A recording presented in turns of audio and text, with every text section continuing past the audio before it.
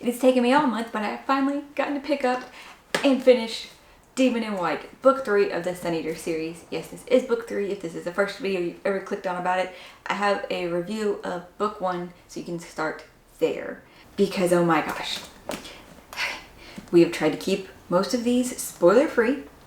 There is a spoiler section normally. I don't even know how I'm going to do this one. Like, I tried to write down kind of the review, and normally I outline these, so I might just trash this video entirely and redo it once I can think of an outline, because I could not get this into a written format since finishing this. We're gonna go more off the cuff maybe, and we'll see how this works.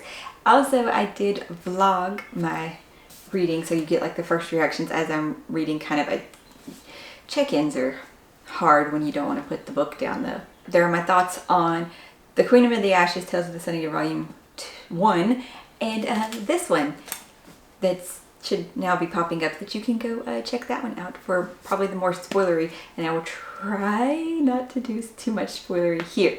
Okay, I'm Morgan. If this is the first video you ever clicked on by me, I hope that you have at least read the first 2 books in this series and that you enjoy my style and will go check out others and subscribe, of course. Now we're done with pitches and let's get on to the book. I have not run this through the spreadsheet, but I want to say it's 5 stars. But I haven't run it through the spreadsheet yet, so. And what is big to me, and always important to me, if, like I said, you haven't seen any of my stuff before, is that I love world building. I love world building and the lore of stuff. And so, that is but it's not normally quite so present in sci-fi. But this is more of an epic sci-fi, which, you know, you've heard of epic fantasy because it's our scale and we are so far into the future, like a good 15,000 years more plus into the future. 20,000 years. Let's go with maybe 20,000 years into the future. Humans are in space and there's so much. But that's between when we left Earth to space. And we are so different. And so there's this world building that you would normally get in fantasy of how did this come to be? Magic systems. Well, you know, sci-fi, so not so much magic, but science-y systems. Some of them consider some of it magic because we don't understand. That is what always, you know, bumps it up to me, and what we will talk about a good portion. Then we'll also talk about the main character, of course, his name is Adrian. Going into this, I hope you've read both of those at least, because at this point in book 2 we were dealing with Hadrian, who had to make these horrible decisions and kind of almost morally gray and like for the greater good versus this, and just you didn't really like some of the things he was doing. I feel like, okay, it says for almost 100 years. So this one takes place at least 100 years then after book 2, and it takes place over another century or 2. Because sometimes, you know, they're in fugue, so they're frozen. But other times, you know, they're just spending years on these different worlds or in these different missions. Hadrian in this one, he is a knight Victorian. At the beginning of the book, where is he? He's on Forum, that's it. Which is the Solan Empire's home world. This is the palace world, pretty much. And he is meeting with the emperor. He's been a knight Victorian for a long time. He's gone on missions, but this, the cult of the half-mortal, so to say, has spread, his name has spread among all of the soldiers and stuff, and the chantry, and a lot of the emperor's people don't like Hadrian. They feel that he is going for the throne. Well, the chantry thinks he's, you know, evil and stuff like that. I'm sorry I keep pausing to think, but the emperor knows what happened. So the emperor does trust Hadrian, but there is, you know, factions against Hadrian, and he is being sent out though on an impossible mission, mostly to die. And one of the princes, like one of the youngest of the emperor's sons, has been assigned to Hadrian as a squire. And this is something that will come about, I think, if Alexander had not been assigned to Hadrian, possibly the very future would have resulted differently. Because you're getting future Hadrian's perspective over all of this, so you're getting the coloring from that of how things would play out later and this and that. And Hadrian says he should never have been a teacher at one point. But realistically, I don't think he was failing Alexander too much. Yes, he said something stupid at one point, and it hurt Alexander's feelings.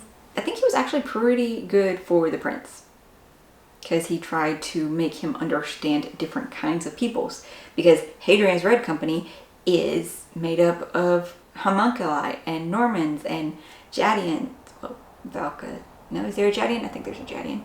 And Valka, the Tavroses, you know? There's a lot. And different levels of people too. The Palatines, plebeians,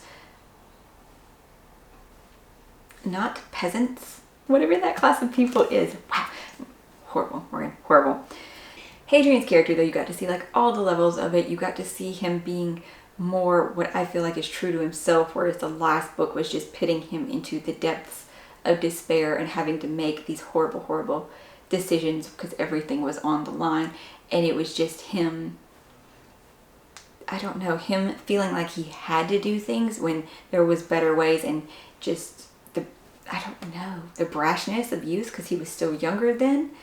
Whereas now that he has been alive and seen things and gone through things, he takes a little bit more time to think things through. He doesn't just bulldoze his way like my way is the only way in this book. It was definitely more of a thought out approach to things, which was nice. That was nice, seeing all of the better aspects of Hadrian. Did he still, you know, do things maybe a little bit, but not like book 2. So a lot of growth there that we get to see as we've spent this whole time with Hadrian. Our world galaxy building expansion that we got in this book. Oh my gosh. How to say this without spoilers. So we've been looking into the Quiet and the Cielsen. We're always trying to figure out a way to make peace, or at least end the war with the Cielsen. Not spoilers, just a lot. You find out a lot. More so though, we found out so much about the Quiet, and we find out things outside of our own galaxy and the Marconii of Earth that is lost or distorted, especially after the rise of the Chantry, which of course, like religion in general, has changed since the rise of the Chantry. So yes, what we get to find out from there, and then later on, as Hadrian has another experience with the Quiet, and that's where we get to find out about the wider universe and how small we are in it, even within our own galaxy compared to the universe. It was amazing. It was amazing. That's why it's one of my, yeah. Okay. I'm gonna stop. I'm gonna stop. The end of the book. Because what else can I say? Crap. I liked the end of the book. I liked how we built it up, how there was sacrifice, but there was still, you know, we were trying our hardest to at least limit the casualties, and Hadrian is still kind of fighting, not fighting, but trying to find a way around what the Quiet have shown him as what must be. How Hadrian comes out is nuts, and it is really cementing him as the half-mortal who cannot be killed.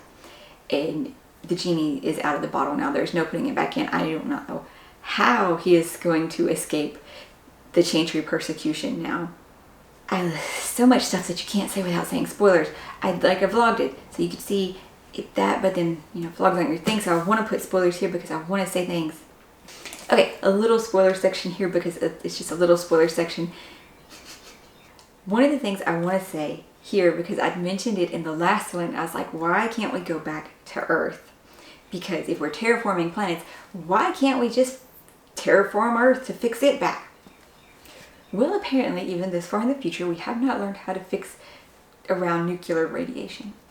The God Emperor decimated the Earth, nuked the Marconii on Earth. So the radiation and the fallout is there. We do know where Earth is. It's just the nuclear irradiated place, so we can't go there. They still monitor it though. I feel like they still monitor it. It's brought up at some point. And why we nuked them, because, you know, we were trying to overthrow the Marconii, and they saw what people were being treated like under them. Like, I keep saying like again, crap. It was brought up, I think in the other book, yeah, I think that was Brethren had said that human brains were processing power servers and like faster like that. So it seemed like, you know, that's what they were using us for, but no, they were still trying to accomplish the mission that they had been given, which was to, you know, extend human life, save human lives. So they were taking humans in and kind of altering them to live longer. So yes, they did get very cancerous, but the cancerous weren't killing us. You were just living in this dream state this perfect, so the machines thought that they were saving us. They thought you now get to have these perfect lives, though humanity would have died off because breeding can't work that way, I think. I don't know. I don't want to question that too far. If that was actually happening, I think maybe something was covered on that, but I don't want to think about that. The Matrix. Yeah, that sounds like that. So we're going to move on.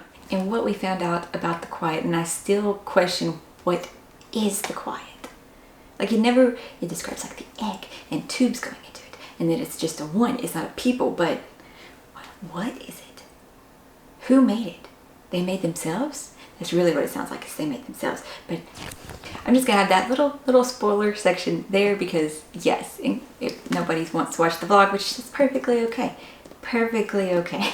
I hope this video came out okay, as I'm just going off the top of my head. It's my first final at the end reactions and thoughts, as I could not for the life of me get it to coherently be written into a review yet. Maybe by the end of today, tomorrow, I can and have that actually done. I hope you enjoyed this anyway, and if you've read this book or this series, you can talk to me on Discord down in the comments below. What are your thoughts on it? How did this one stack up to the other ones? If I even keep this video, if it's awful, I'll refilm it. And if I didn't and you see this, I really hope you like it. Thank you all so much for being here. I hope you're having a great day and finding something awesome to read. Bye.